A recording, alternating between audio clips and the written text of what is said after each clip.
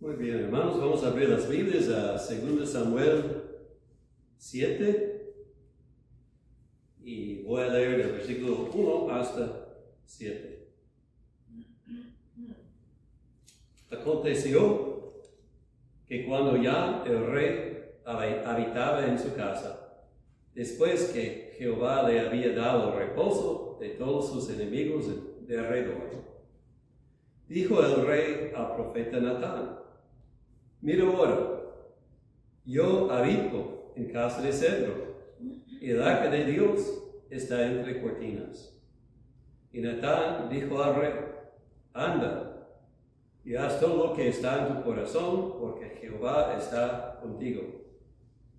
Aconteció aquella noche que vino palabra de Jehová a Natán, diciendo: ve y di a mi siervo David, así ha dicho Jehová: ¿tú me has de edificar casa en que yo more? Ciertamente no he habitado en casas desde el día en que saqué a los hijos de Israel de Egipto hasta hoy, sino que he andado en tienda y en tabernáculo. Y en todo cuanto he andado con todos los hijos de Israel, he hablado yo palabra alguna de las tribus de Israel, a quien haya mandado apacentar a mi pueblo de Israel, diciendo: ¿por qué no me habéis edificado casa de cedro? Bueno, vamos a orar. Padre, te pedimos que abras nuestros corazones para recibir tu palabra hoy día, que nos animes en seguir y en obedecer y creerte. En el nombre de Cristo Jesús. Amén. Bueno, en el capítulo 6, semana pasada, vimos que el arca fue traído a Jerusalén en 2 etapas. Primera vez no hicieron caso de los mandos de Dios en cómo mover el arca, y el Señor paró la procesión pegando el Usa con muerte porque tocó el arca. Y entonces, segunda vez lo llevaron en la manera correcta y todo fue bien. Entonces vimos que Usa fue consumido por fuego, David fue consumido por gozo, y Michal fue consumida por orgullo. Y necesitamos tener cuidado, evitar a un lado el orgullo que dice: yo no soy entusiástico para el Señor, y al otro lado el orgullo o simplemente al otro lado el entusiasmo que nos lleva atrás, más allá de la palabra. También vimos que la iglesia necesita cuidarse de nuevos cargos, o sea, ideas del mundo que influyen a nuestras ideas de adoración, porque nuestro servicio al Señor debe ser dirigido por la palabra y no por ideas del mundo, para que adoremos en espíritu y en verdad. Ahora, hoy, en capítulo 7, este capítulo es de gran importancia en la historia de la salvación. Presenta lo que se llama el pacto davídico, o sea, la promesa que Dios hizo a David que su hijo iba a edificar un templo y que el linaje de David iba a adorar para la eternidad. Y David dice al Señor que David dice a Natán que quiere construir para el Señor una casa. El Señor responde diciendo a David que él no es el que debe hacerlo, pero el Señor sí va a construir para David una casa. Y es el hijo de David que va a construir una casa. Entonces, la referencia en su primera parte es para Salomón edificar el templo en Jerusalén, pero la plenitud de esta promesa se encuentra en Jesucristo, en el templo espiritual que Él está edificando de todos nosotros que creemos en Jesucristo. Y en este capítulo hay muchas cosas cubrir, y por eso no quiero apresurarme. Vamos a comenzar nomás con los primeros 7 versículos de hoy. Espero que podamos disfrutar más por tomar nuestro tiempo con este pasaje importante. Y en el pasaje de hoy día vemos que el corazón de David da un ejemplo para nosotros, cómo debemos amar al Señor y en las cosas que debemos pensar cuando tenemos descanso. Y comenzamos con las circunstancias. Dice el versículo 1, aconteció que cuando ya el rey habitaba en su casa, después que Jehová le había dado reposo de todos sus enemigos en derredor, dijo el rey al profeta Natán. Entonces, las circunstancias son David por fin en su vida tiene descanso. Vimos semana pasada que el arca ahora está en Jerusalén y está en tienda. Y probablemente David ha sido rey por algún tiempo significado antes de que se comience este capítulo. Debemos recordar que las historias ancianas no seguían las cosas se me olvidó la palabra, pero uno tras otro en el tiempo, seguían temas. Y esto es bien importante, entonces viene antes de otras cosas que no son relatadas, pero no sabemos cuánto tiempo ha pasado, pero lo importante es que el rey tiene casa, o sea, palacio, y tiene descanso. O sea, por fin, después de todas sus tribulaciones, él no tiene amenaza, no tiene guerra, está en paz. Y alguien observó que tales situaciones muchas veces manifiestan lo que está adentro de una persona. Podemos comparar esto con Nabucodonosor. Nabucodonosor, cuando él tenía descanso, fue al techo de su palacio y andaba diciendo, mira lo que he hecho y cuán grande soy yo, y yo. Pero David dice, mira lo que el Señor ha hecho para mí. Actitud bien diferente. O podemos pensar en el rico insensato, cuando Jesús hablaba de que tenía tanta para sus graneros, que iba a derribar sus graneros y hacer nuevos graneros. Y el Señor le dice, necio, esta noche tu alma va a ser conmigo y ¿qué vas a hacer con todo lo que tienes? Y dice, esto es lo que son ricos con sí mismo y no con Dios. Así que David, por fin, teniendo descanso y riqueza, no pensaba tanto en sí mismo, sino pensaba en el Señor y en la obra del Señor.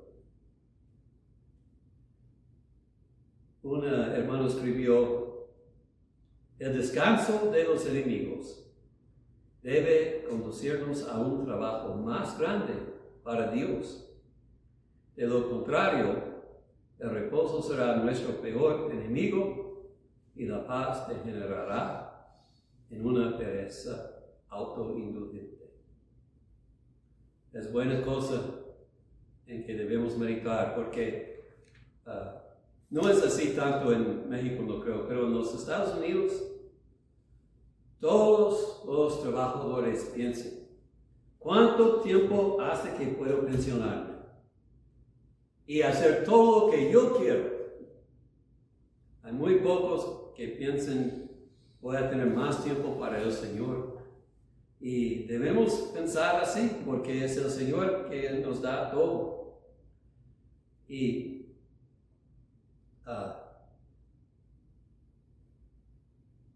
en tiempos de tentación, no quiero decir, problemas, de tribulación, muchas veces las circunstancias requieren que confiemos en Dios y que miremos a Dios porque no podemos.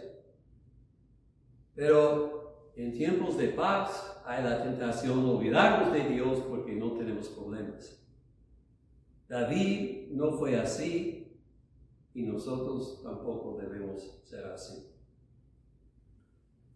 Dos cosas aquí manifiestan el corazón de David. Primero, ¿con quién está pasando el tiempo? ¿Con quién habla? Con Natán, profeta de Dios. Nuestros compañeros más cercanos a nosotros deben ser gente piadosa que van a animarnos a servir al Señor y obedecer al Señor, y a quienes podemos animar a seguir en el Señor. David andaba con gente que le aconsejaba bien. Y la otra cosa es que, versículo 2, él está pensando en cosas de Dios, no en cosas del yo. Otro hermano escribió, David consideraba su tranquilidad no como un momento de indolencia egoísta, sino más bien como un llamado a una reflexión seria sobre los intereses de la causa o del reino de Dios. Me pregunto, ¿puedo yo decir lo mismo? Que cuando estoy descansando estoy pensando en las cosas de Dios. Cuando David dice esto en versículo 2, probablemente está pensando en las palabras de Deuteronomio 12, 10 y 11.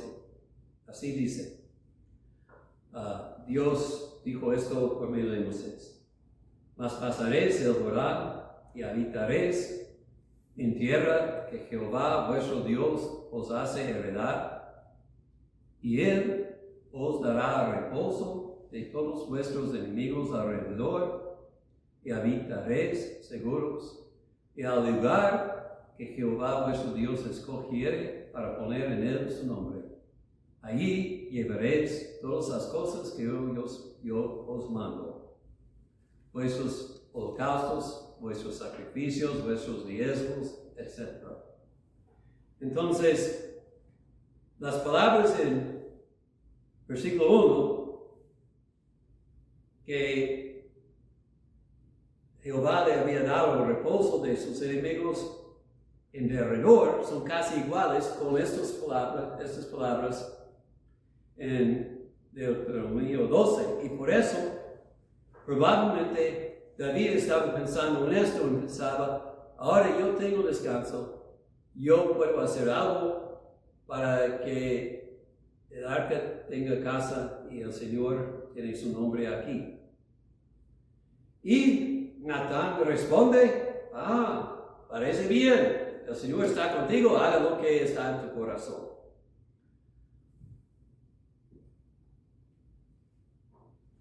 Pero en la noche, Natán oye otra cosa. Y por eso yo quiero enfatizar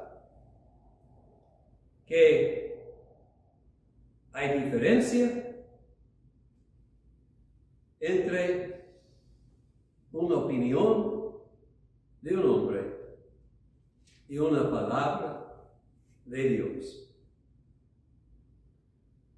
Y esto manifiesta que los profetas de Dios no fueron perfectos,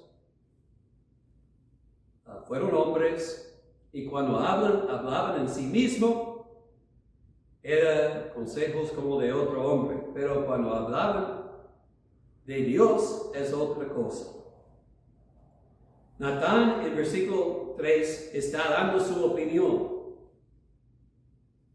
Y ciertamente estaba guiado por la fe y por la palabra de Dios que había recibido en otros tiempos cuando interpretaba la situación, pero él hablaba sin revelación directa de Dios. En versículo 4, al contrario, dice: aconteció aquella noche que vino palabra de Jehová a Natán.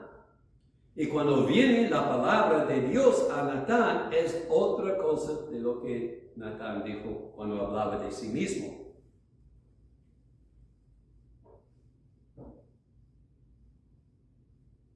Esto, antes de todo, debe manifestarnos la importancia de orar en cualquier cosa que queremos aprender, porque muchas veces lo que tratamos de hacer depende de las circunstancias y nosotros podemos interpretar las circunstancias en una forma incorrecta. Pero la otra cosa es que aquí vemos, y es importante, la diferencia de opinión y revelación, y indica cómo profecía es revelación divina y no ideas humanas. Como, y quiero leerlo, 2 Pedro, capítulo 1, dice: nunca la profecía fue traída por voluntad humana, sino que los santos hombres de Dios hablaron siendo inspirados por el Espíritu Santo. Y es por eso que Natán dijo una cosa cuando hablaba de sí mismo, pero luego dijo: la palabra del Señor ha venido a mí, y eso es lo que el Señor dice. Hay mucha gente hoy día que no hace distinción entre la profecía y la predicación. Hay una diferencia grande. Profecía es revelación directa de Dios. Y nosotros estamos convencidos que esto ha cesado, porque, como Pedro también dice en su segunda carta, que el Señor nos ha dado su revelación completa. Tenemos lo que es más seguro que las palabras de los profetas en Jesucristo, y ya es suficiente. Yo he leído una porción de un libro de una persona que dice que hay profetas hoy, y dice: tú puedes aprender a ser profeta. Tienes que desarrollar tu don diciendo cositas a personas, y cuando te animan, que sigas. Esto no es la profecía. Si tienes el don de exhortación, bueno, anima a la gente. Pero la profecía es hablar palabras que el Señor reveló directamente, y es peligroso decir que uno es profeta cuando no es. Y debemos tener mucho cuidado en esto. Natán sí fue profeta, pero él solamente dijo cosas en profecía cuando él fue animado por el Espíritu de Dios. Y por eso lo que él dijo en versículo 3 fue borrado cuando el Señor le habló. Él sabía la diferencia entre sus ideas y lo que Dios le revelaba. Y cuando él dio su propia opinión, erraba, pero cuando Dios hablaba por medio de él no erraba, porque Dios le dio las palabras.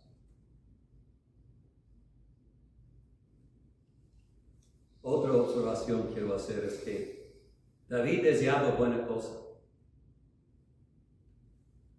Pero aun cuando deseamos hacer buena cosa para el Señor, debemos buscar su guianza para asegurar si es de Él o no. Porque hay muchas cosas que nos parecen bien, pero no son bienes o no es el tiempo correcto conforme a la sabiduría de Dios, quien conoce todo. Y por eso necesitamos siempre someter todos nuestros planes, todas nuestras ideas a Él antes de que hagamos algo. Y entonces Dios dice a David por medio de Natán: estás corriendo delante, párate, cálmate, no, tranquilo. Ahora, quiero enfatizar que el Señor no dice a David que su deseo fue malo. A pesar de esto, en 1 Reyes, cuando Salomón habla de esto, dice 1 Reyes 8:18.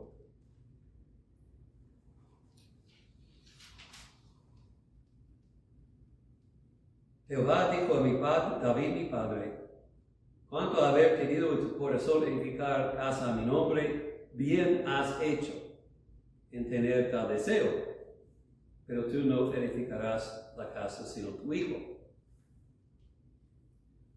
Y la razón que enfatizo eso es porque leí algunos que decían que David andaba malo, que fue orgullo. Oh, voy a hacer algo por el Señor.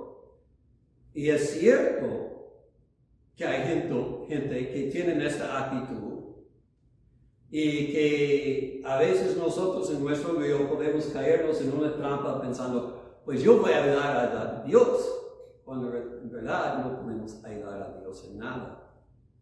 Dios ayuda a nosotros a hacer cosas para Él, para nuestra bendición, pero Dios no necesita nada de nosotros. Entonces, no pienso que debemos criticar a David, no más que no fue el tiempo correcto. También en 1 Crónicas dice que David fue un hombre de sangre, habiendo peleado muchas guerras, y Dios quiso que su casa sea edificada por un hombre de paz. Pero eso tampoco es un criticismo, porque las guerras que David peleaba, por lo menos en la mayoría, fueron peleas del Señor. Entonces, yo creo que la palabra que Dios habla por medio de Natán aquí confirma que el corazón de David fue bien, no más que fue el plan de Dios hacer las cosas en otra forma. Y entonces la pregunta es si David iba a esperar en Dios y seguir a Dios, o hacer las cosas en su manera como Saúl, y David aceptó la palabra, que también manifiesta su corazón bueno. Y entonces si hay un regaño aquí, quizás es que David no esperaba que el Señor le indicara que era tiempo, porque versículos 6 y 7, versículo 5, el Señor dice: así ha dicho Jehová, tú me has de edificar casa en que yo more, y las respuestas no. Y luego dice: ciertamente no he habitado en casas desde el día en que saqué a los hijos de Israel de Egipto hasta hoy. Y entonces Dios dice: yo he ido vagabundo con mis hijos, los hijos de Israel, desde aquel tiempo hasta hoy, y no ha dicho a nadie que me edificara casa, tampoco a ti. Y domingo pasado dije que tenemos que adorar al Señor en la manera que Él indica. Aquí es otro ejemplo cuando Dios lo manifiesta. Parece buena idea hacer una casa grande, un templo para el Señor, para su arca, para representar su nombre. Pero no fue el tiempo de Dios. Tenemos que adorar al Señor en la manera que Él indica, en su palabra. Pero más de esto en estos versículos, vamos a ver algo importante del carácter de Dios. En versículos 6 y 7, Dios dice que la razón que Él ha vivido figurativamente, entiendo por tanto tiempo, es porque todavía su pueblo no tiene descanso. Él no va a descansar mientras su pueblo no tiene hogar permanente. Él ha sido viajando con ellos. Ahora, como Salomón va a decir después, el Señor está en todo lugar, el mundo no puede contenerlo, pero lo que está diciendo y enfatizando a David y a nosotros es que siempre el Señor está con su pueblo. No importa dónde son. Y mientras su pueblo eran peregrinos, Él también peregrinaba con ellos. Es una manifestación de su amor y de su cuidado y de su presencia con nosotros. Que donde andamos en el mundo, si tenemos descanso o no, el Señor está con nosotros.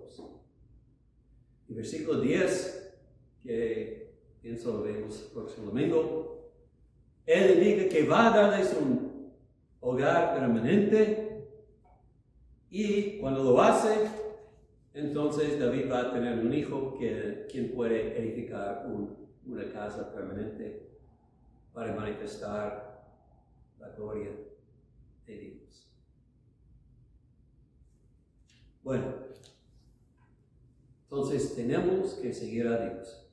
Estaba meditando en un sentido, mi sermón está contradiciendo a un sermón famoso. Guillermo Carey, lo que llaman el fundador de las misiones modernas, predicaba sermón famoso que decía: espere grandes cosas de Dios, intente grandes cosas para Dios. Y alguien escuchándome podría decir: entonces, ¿no debes intentar algo? Pues no, eso no es lo que estoy diciendo.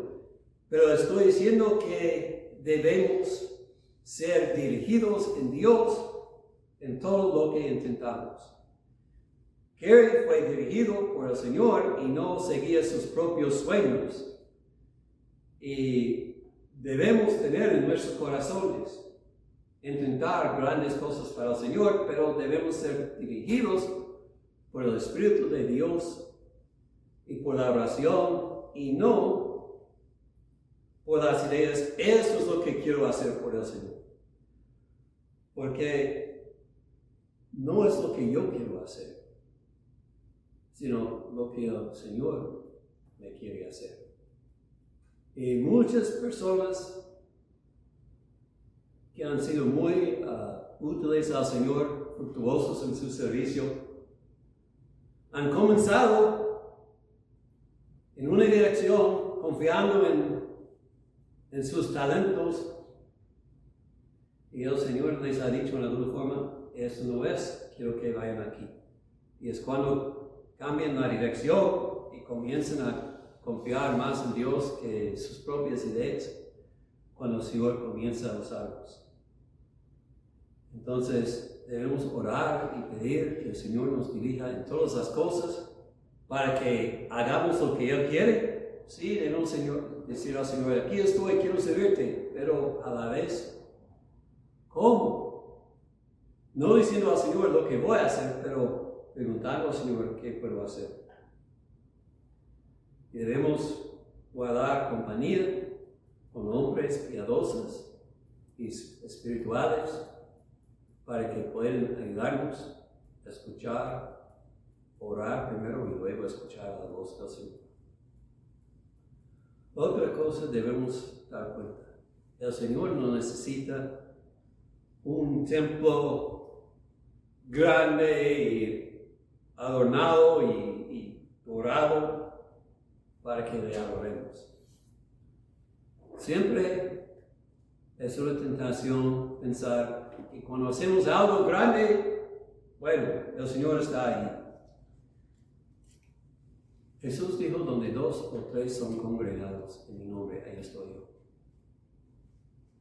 Ahora, debemos obedecer al Señor lo mejor, y esto quiere decir que no debemos descuidar la casa del Señor o donde nos reunamos. Pero a la vez debemos entender que lo importante no es el edificio, pero es el Señor a quien vamos a buscar en el edificio. La grandeza y la gloria del Señor, un hermano escribió, su presencia y su poder no son interpretados por el edificio, sino por Él, su palabra.